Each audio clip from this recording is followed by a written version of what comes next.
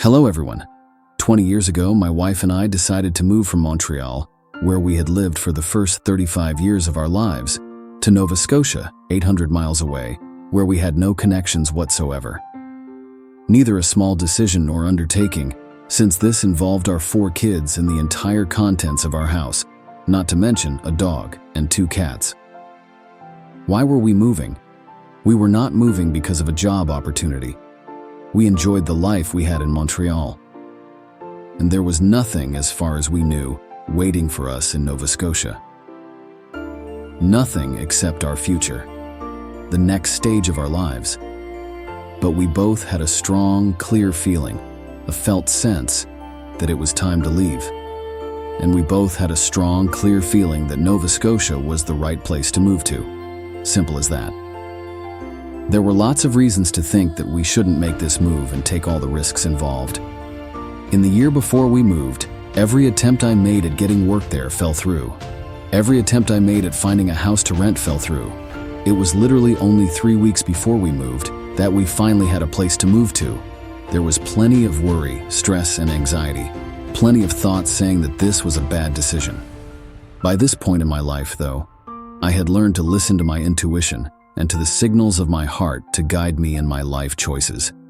I had learned not to let my thoughts, that is to say my worries, doubts, fears, anxieties, and apprehensions, paralyze me in my decision-making. I had learned to have more confidence in what my body felt than in what my mind said. There was a time when I would have wasted a lot of time and energy debating back and forth and then made a choice I was neither sure was the right one nor fully happy with. For the first 3 decades or more of my life, I was a person who struggled intensely with making choices and decisions. I was usually afraid of making the wrong choice and unsure of how to know whether I was making the right choice. Aside from any question about right versus wrong choices, I worried about what others would think or how others would feel if I made this or that choice. This indecision, this self-doubt, resulted in significant stress and anxiety, sometimes to the point of feeling too paralyzed to act at all, as well as resulting in wasted time, lost opportunities, and regrets.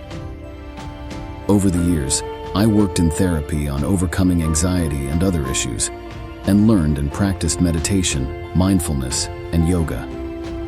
Over time, and with consistent practice, I gradually learned how to find a calm center in the midst of those conflicted thoughts. I also learned how to tune into my heart with heart-focused meditations. I discovered that my heart would always tell me what I really needed. There was always one clear answer from the heart about what was right for me in any given situation. And when I experimented with acting on those choices, the outcomes were always good, and I never felt doubt or regret. There was a consistent sense of acting in alignment with my true self, my true purpose, and my truth. The fundamental basis for this approach to making decisions is mindfulness. Being mindful means being able to sink down below the turbulent surface of thoughts, projections, fears, and perceptions that all clamor for my attention when I have a decision to make.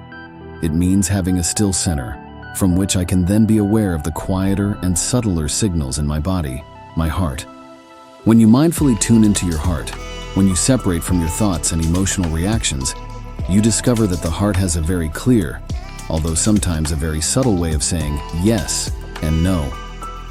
A sensation or feeling of opening, relaxing, warmth, moving toward is a yes. A feeling or sensation of closing, hardening, pulling back, tensing is a no. I have learned to trust that this response from the heart tells me what is best for my overall integral being, for my physical health, my mental health, my social relationships, my family relationships, and the unfolding of my life purpose. Mindfulness is the basis from which this approach to decision-making stems. But making decisions this way as a practice also enhances my ability to be mindful in everyday life. It's an exercise in letting go of attachment to desires and fears, attachment to expectations of myself, of others, or of the future, attachment to thoughts about what I should do, attachment to what other people might think and feel. Most of our stress, anxiety, indecision, and doubt around making decisions is rooted in fear. We fear unknown outcomes. or we fear negative outcomes that we project might happen.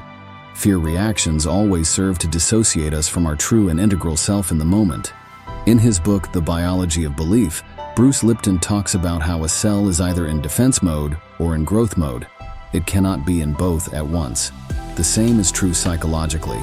If we are engaged in fear, even just in our thoughts, and trying to defend ourselves from negative outcomes, then the choices we make will be based in trying to protect ourselves from whatever it is we fear.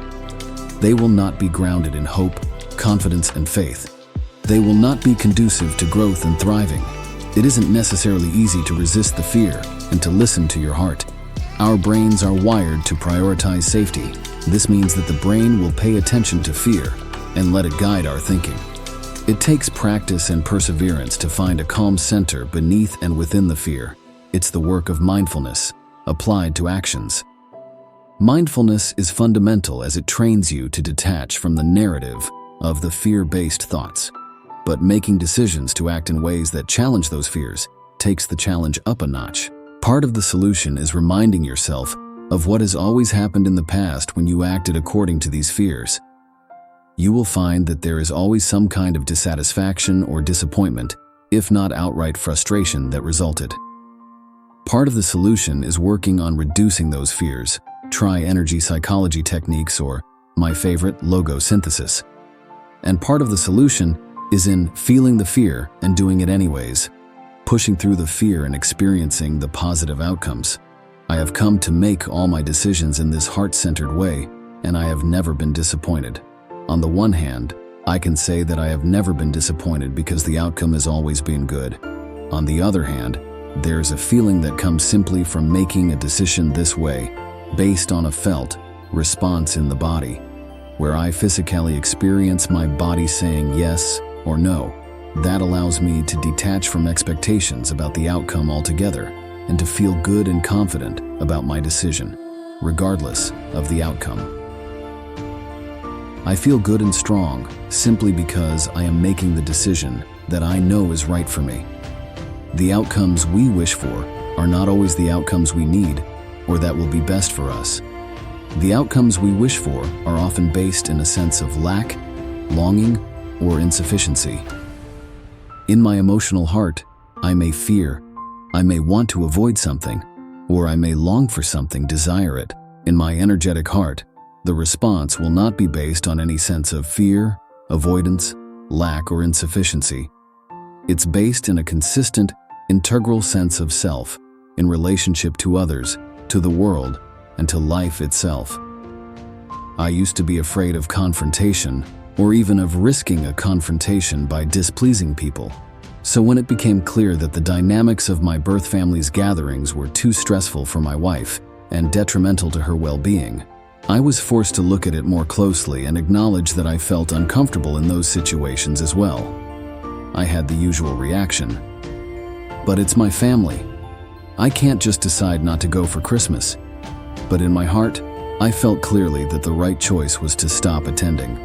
Having to take this action and tell them caused me a lot of anxiety. I was afraid of the anger and rejection I felt certain would come of it. I delayed and avoided.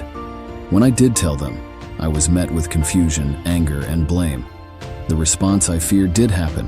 What didn't happen is what I really feared, that I would not be okay if they were unhappy with me.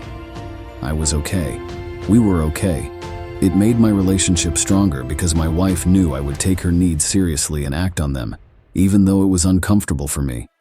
It made me stronger because it helped me to realize that even if I made other people unhappy, I could still be okay.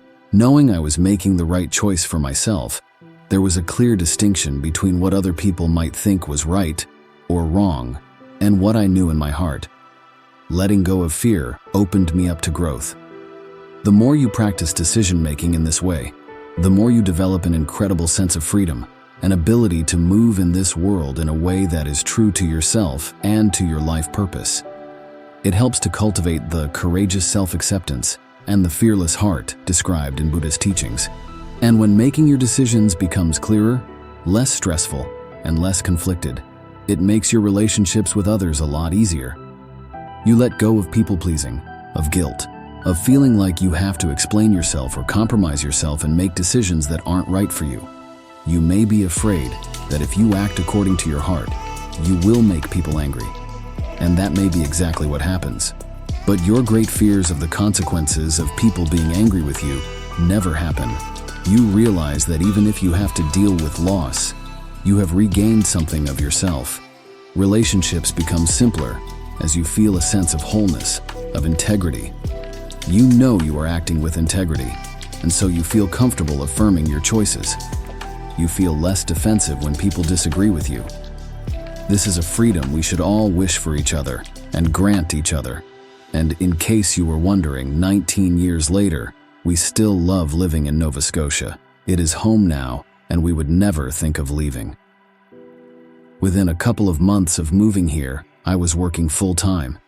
It has been a great place to live, to work, and to raise our children, and we would never think of leaving. Our hearts drew us to a place that became home in a way that the place we grew up and began our adult lives in could never quite be. Our hearts drew us to our destinies,